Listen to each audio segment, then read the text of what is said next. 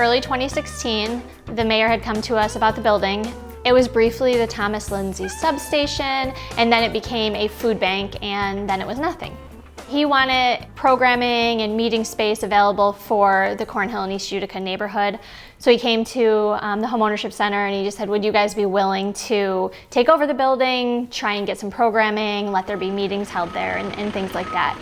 So that's how we originally got the building, and from the beginning, looking around the building, we were like, it's great that there's meeting space in the neighborhood, but just never really felt like the building was what the neighborhood deserved. Unfortunately, with the pandemic and COVID, the funding fell through, and then in speaking with Alicia Dixon, the Community Foundation, I mentioned that we had lost the funding, and I was really disappointed because I still wanted to move forward, more so now than ever after COVID, with the need for technology in the building so that when they have meetings, they can be virtual and in person, and trainings and things like that. So the Community Foundation stepped up and they gave us the amount of funding that we originally had. The Impact Center model is really a model to use space for the best needs of our residents, whether it's to help serve, program, or even in innovation, entrepreneurship, training, workforce. Everything that we want to do to lift barriers to opportunities and prosperity, that's what these centers are for. Our mission statement's really simple. Engage, invest, lead. Creating a vibrant community with opportunity for all. That's where these centers become key players in fulfilling that mission through the work we do. So our long-term involvement is the long-term prosperity of our community. These projects are part of that recipe for success. In 2016, the Community Foundation started the Lead-Free Mohawk Valley Initiative, and the idea was to help mitigate the lead poisoning rates in Oneida County.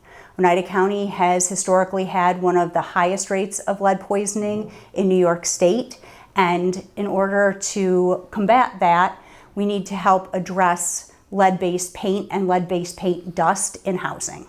The city of Utica has more than 90% of its housing was built before 1978, so it's highly likely that if you live in Utica, that your house has lead-based paint in it.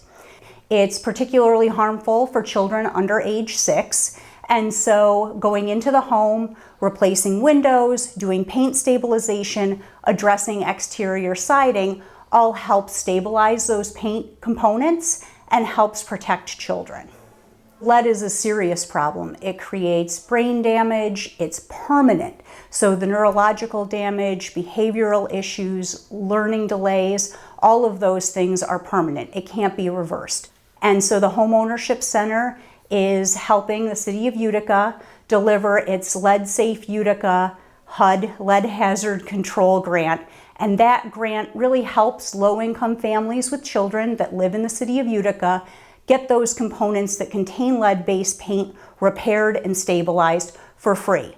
So if you're interested or you think you might qualify, you can call the Homeownership Center at 315-724-4197, or you can visit www.leadsafeutica.com to get more information and to talk to our staff. The idea is that we would have the ability to come here, meet people where they're at so they don't have to travel to our office to do those things, and we don't have to enter their home. So this is a really comfortable space for the community to come to and enroll into the program. There's a garage, kind of unused garage space, and we started thinking, like, what can we do with this? So we went to the city during the ARPA funding round and said, hey, we'd really like to expand this garage into a youth meeting space. The needs for young adults in their late teens and early 20s for comfortable meeting space is much different than what we offer inside the building. So the city did step up with a large sum of ARPA money for us to go ahead, expand the garage and make the building larger and make it into a youth-friendly meeting space. We see a mission that could be accomplished. It's getting the right partnership. Danielle Smith has been the right partners with Neighborhood Works. It's been outstanding working collaboratively with the Community Foundation. They have infused money into it. It's a win-win situation for all of us. Cornhill, where I grew up, which was a block away from where this facility is, it's turning the corner into a positive, and we're extremely excited as we move forward and all the new developments that are going to happen. But youth development at the Empowerment Center is something that is a mission statement. It is workable and it's working, and it's going to be used not just by one group, by multiple groups. I think we're in unprecedented growth. We haven't seen this type of prosperity, growth, investment in decades, if not, half a century. But it can slip through our fingers if we don't all come together and collaborate to make those opportunities vibrant and available to all. So it is a time for us to really look at investing in ourselves and thinking like a growth community. That's a very different perspective than the perspective we've all had in the last 20 or 30 years.